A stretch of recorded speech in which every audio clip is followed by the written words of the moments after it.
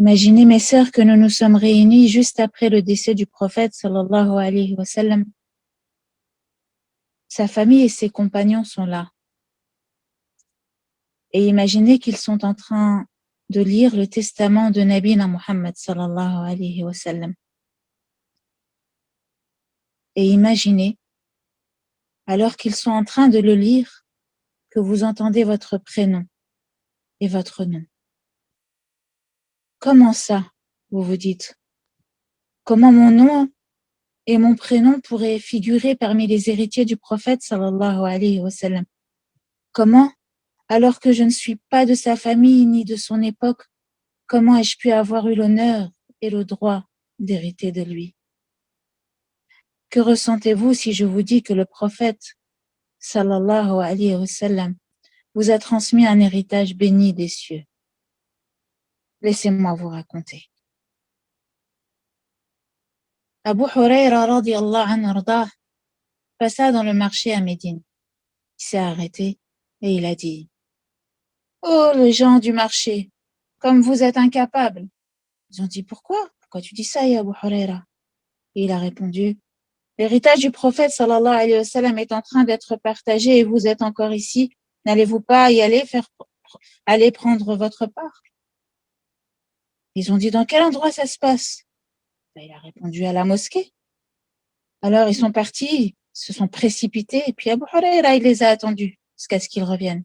Quand ils sont revenus, il leur a dit: Alors, qu'avez-vous trouvé? Ils ont dit à Abu Hurayra: Nous sommes allés à la mosquée, on est rentrés, mais on n'a rien vu qui soit partagé. Et Abu Hurayra radiyallahu anhu leur dit: Il n'y avait personne dans la mosquée?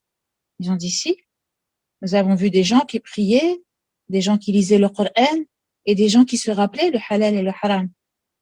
Abu Hurayra radiyallahu anhu leur dit: Malheur à vous. C'est ça, l'héritage du prophète sallallahu alayhi wa sallam. Imaginez, mes sœurs, que l'être qui vous est le plus cher vous a laissé avant de vous quitter pour rejoindre l'autre monde un souvenir. Par exemple, une boîte pleine de bijoux qui scelle votre amour. Comment vous vous comporteriez? Comment vous comporteriez-vous avec ce souvenir transmis? Vous auriez peur de le perdre? Vous auriez peur qu'on vous le prenne? Vous auriez peur de l'oublier quelque part? Vous le prendriez avec vous durant vos voyages? Vous porteriez un jour une broche, le lendemain une bague, un soir un collier, sur vos oreilles des boucles, tous les jours de quoi vous rappeler et embellir votre vie et votre journée de son souvenir. Alhamdulillah, nous sommes heureuses tous les matins de pouvoir jouir de cet héritage béni qu'Allah nous a transmis par l'intermédiaire de son noble prophète Mohammed sallallahu alayhi wa sallam. Nous allons ce matin lire des sourates de cet héritage qui contiennent des versets qui sont importants pour rester patiente et endurante durant l'accomplissement du plan de Dieu. Il n'y a pas une personne à qui je demande en ce moment des nouvelles qui ne me dit pas qu'elle en a marre, qui ne me dit pas qu'elle est triste ou éprouvée de près ou de loin, qui ne me dit pas qu'elle aimerait que ça change, que tout ça change, que sa situation s'améliore. Mon oncle se réveille doucement de son coma. Quant à mon beau-père est toujours hospitalisé, sa situation à niveau respiratoire n'est pas stable et les médecins ne nous donnent pas d'espoir. Doua, Inch'Allah. Et Dieu de nous dire: ô vous qui faites partie de ceux qui ont cru dans la sourate 2 au verset 153, cherchez secours dans la patience et la salat, car Allah est avec ceux qui sont endurants. وقالوا كونوا هودا أو نصارى تهتدوا قل بل ملة إبراهيم حنيفا وما كان من المشركين. Est-ce que nous dit Allah: Ya ayyuhalladhina amanu ista'inu bis-sabri was-salah inna Allah ma'as sabirin. Vous avez peut-être pris l'habitude de prier en récitant les mêmes sourates durant vos prières. Et peut-être aussi avez-vous fini par ne plus réellement méditer sur ce que vous récitez. Comme vous le savez peut-être, le livre que j'ai écrit qui s'intitule Le plan de Dieu va avec l'aide d'Allah et sa permission bientôt, je l'espère, être distribué.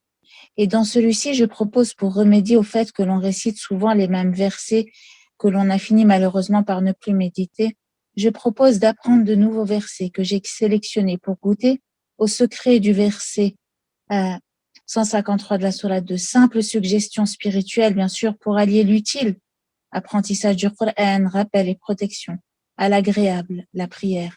Et bien sûr, il n'y a aucune obligation et chacun doit rester libre de pouvoir réciter les versets qui lui semblent nécessaires durant sa prière. Et puis, quant au plaisir, le prophète sallallahu alayhi wa sallam de nous dire la réjouissance de mes yeux se trouve dans la prière. Ce sont des versets qui permettent de passer du statut du croyant affaibli et perdu à celui du croyant renforcé et guidé, Inch'Allah. Ils aident à endurer, à patienter, ils nous rappellent que l'on appartient au plan d'Allah. Réciter les versets sélectionnés, Inch'Allah, vous permettra dans un premier temps déjà de les apprendre par cœur si vous ne les connaissez pas. Et cela va vous permettre aussi de vous en imprégner, de les laisser infuser sur vos langues pour qu'ils puissent agir sur vos cœurs. Cela va programmer notre cerveau et par voie de conséquence forger nos convictions. Ne dit-on pas que c'est en forgeant que l'on devient forgeron? Eh bien, c'est en se répétant les choses que l'on devient convaincu. À force de répéter ces vérités en soi, on finit vraiment par en être vraiment persuadé. Et persuadé dans son étymologie veut dire agré. Je me soumets et je me prosterne dans ma prière. Ya ayyuhalladhina amanu sta'inu bis-sabri was-salah. Je me soumets, je me prosterne dans ma prière. J'agrée pour vrai et je fais mienne ces vérités que je récite dans mes prières. Et parmi les versets que j'ai sélectionnés dans le livre pour travailler sur cette conviction, il y en a que nous allons réciter ce matin et notamment dans Surat Al-Anfal, lorsqu'Allah dit au verset 2, « Les vrais croyants sont ceux dont les cœurs frémissent quand le nom d'Allah est invoqué, et quand ces versets leur sont récités, cela fait augmenter leur foi et ils placent leur confiance en leur Seigneur. » إنما المؤمنون الذين إذا ذكر الله وجلت قلوبهم وإذا تليت عليهم آياته زادتهم إيمانا وعلى ربهم يتوكلون. Choisissons par exemple ce verset dans nos prières à réciter après Surat Al-Fatiha, c'est nous permettre de faire partie de celles dont les cœurs frémissent quand elles récitent le Coran. Et aussi celles dont les cœurs frémissent quand elles font leur prière. On a fini par réciter des sourates dans nos prières, mais on les a tellement de fois récitées qu'elles sont devenues des automatismes. On n'a plus les cœurs qui frémissent quand on prie. Choisir des versets poignants et signifiants dans nos vies, c'est redonner vie à nos prières et donc à nos cœurs. Toujours dans la sourate 8 au verset 8, Dieu de nous dire « Cela afin d'avérer le vrai, al-haq, et de dissiper ce qui est vain, al-batil, quelle qu'en soit la répulsion qu'en aient les criminels. » ليحق الحق ويبطل الباطل ولو كره المجرمون. Des fois, on récite des sourates plus longues dans nos prières, mais sans concentration. Mais il a suffi une fois que tu récites un verset percutant pour redonner tout son haqq, tout son sens à ta prière, en la revivifiant par ta présence, celle de tout ton être pour de vrai. Certes, ce n'est pas une sourate longue que tu récites, un verset, mais ce verset, quand tu le récites, il prie à ta place tellement tu vibres avec lui. Ta prière n'est alors pas batila. Toujours, dans la sourate 8 au verset 9, Dieu dit, et rappelez-vous, le moment où vous imploriez le secours de votre Seigneur, et qu'il vous exauça aussitôt, je vais vous aider d'un millier d'anges déferlant les uns à la suite des autres. إذ تستغيثون ربكم فاستجاب لكم أني ممدكم بألف من الملائكة مردفين. Imagine que tu pries et qu'à la suite de Surat al-Fatiha, tu récites juste ce verset. Et tu ressens que c'est toi qui implores. Et tu ressens que c'est toi qui espères le secours de ton Seigneur. Et tu espères son aide par la présence de ce millier d'anges qui déferlent les uns à la suite des autres. Et toi, dans ta prière, tu es là et tu récites Kalam Allah. Et Dieu au verset 10 de dire Allah ne fit cela que pour vous apporter une bonne nouvelle et pour qu'avec cela vos cœurs se tranquillisent. Il n'y a de victoire que de la part d'Allah. Allah est puissant et sage au verset 10. وما جعله الله إلا بشرى ولتطمئن به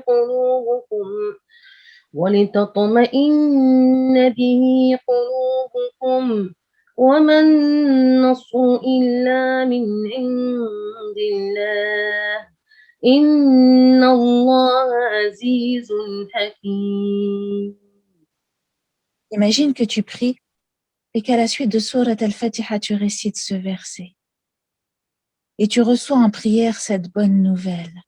Et que tu reçois durant ta prière cette bonne nouvelle. Et que durant cette prière, alors que tu récites ce verset, tu ressens ton cœur qui se tranquillise, car tu es convaincu que wa man nasru illa min indillah. Il n'y a de victoire que de la part d'Allah. Que tu es convaincu que Inna Allah azizun hakim, que Allah le puissant et il est le plus sage. Alors, tu t'en remets à lui dans ta prière et tu es en paix. Et donc, tu ressens ce que Dieu t'a dit lorsqu'il t'a dit Esta'inu bis-sabri was-salah. Au verset 12, puis ton Seigneur révéla aux anges, certes, je suis avec vous. Affermissez donc les croyants. Je vais jeter l'effroi dans les cœurs des impies sans Dieu. إذ يوحي ربك إلى الملائكة أني معكم فثبتوا الذين آمنوا سألقي في قلوب الذين كفروا الرعب فاضربوا فوق الأعناق واضربوا منهم كل بنان. Imagine que tu pries et qu'à la suite de Surat al-Fatiha, tu récites ce verset. Pas 15, pas 10, pas 20, un verset. Mais ce verset, quand tu le récites, ton cœur frémit et il est présent. Et tu sens que ta foi se raffermit parce que tu viens de dire Anni ma'akum, je suis avec vous. Tu viens de rappeler à ton cœur la présence d'Allah auprès de ses anges et auprès des croyants.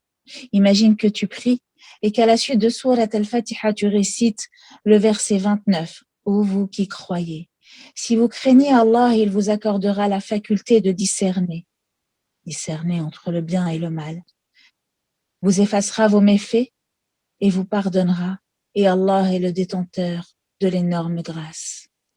يا أيها الذين آمنوا إن تتقوا الله يجعل لكم فرقانا ويكفر عنكم سيئاتكم ويغفر لكم والله ذو الفضل العظيم. Imagine que tu récites ce verset. Que vas-tu ressentir? Tu vas faire ta prière, mais pas n'importe quelle prière. Imagine tu récites ce verset durant ta prière alors que tu parles du Furqan. Tu vas faire une prière du discernement, une prière qui va te permettre de discerner. À la fin de cette prière, tu sauras discerner entre le bien et le mal. Une prière du discernement, une prière qui te permettra aussi d'effacer tes méfaits, sayyatikum. Une prière du pardon. Subhan Rabbil Azim, Subhan Rabbil Azim, Subhan Rabbil Azim, Wallahu dhul fadli al-azim. Nous devons nous préparer émotionnellement, mentalement, physiquement, fraternellement et spirituellement, car tout ce qu'a vécu le prophète sallallahu alayhi wa sallam en termes d'épreuves il a vécu le rejet, il a vécu l'humiliation, il a vécu l'injustice, la trahison, il a vécu les tentatives d'assassinat, il a vécu la maladie, l'ensorcellement, il a vécu tellement d'épreuves. Et tout ce qu'a vécu le prophète sallallahu alayhi wa sallam en termes d'épreuves peut et risque aussi de nous arriver si nous avons décidé de suivre son chemin et de répondre à son appel. Et réciter ces versets dans nos prières sont des préparations pour nos cœurs, des préparations mentales, des préparations physiques, des préparations fraternelles et spirituelles. Imagine que tu pries et qu'à la suite de Surat al-Fatiha, tu récites la parole d'Allah, le verset 30. Et rappelle-toi le moment où ceux qui ont mécru comploter contre toi pour t'emprisonner ou t'assassiner ou te bannir, ils complotèrent, mais Allah a fait échouer leur complot. Et Allah est le meilleur en stratagème. وإذ يمكر بك الذين كفروا ليثبتوك أو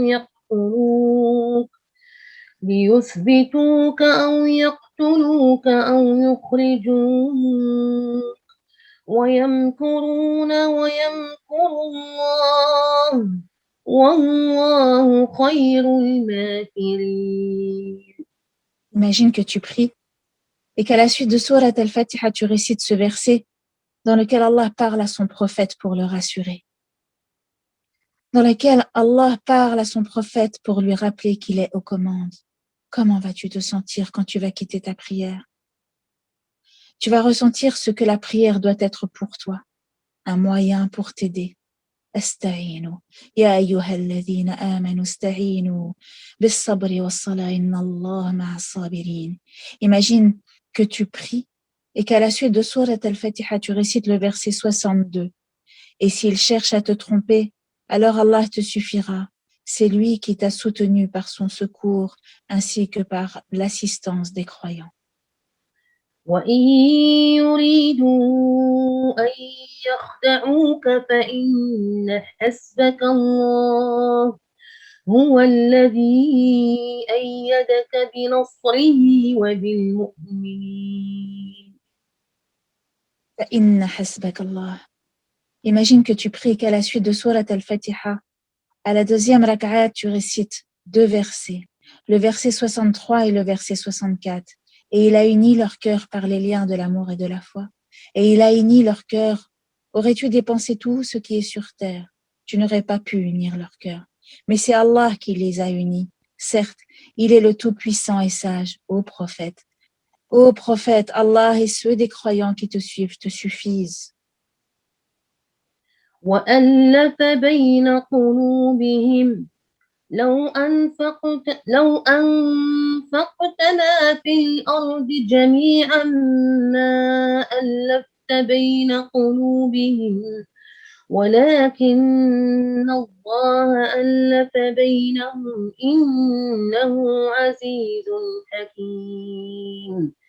يا أيها النبي حسبك الله يا أيها النبي حسبك الله ومن اتبعك من المؤمنين.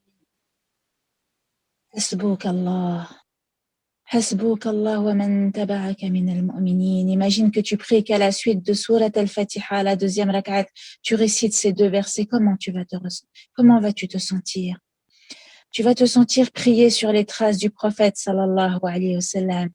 Tu vas sentir que cette prière te suffit. Tu vas avoir envie de serrer dans tes bras toutes tes sœurs en Allah comme moi ce matin. Et tu vas ne plus te sentir seul.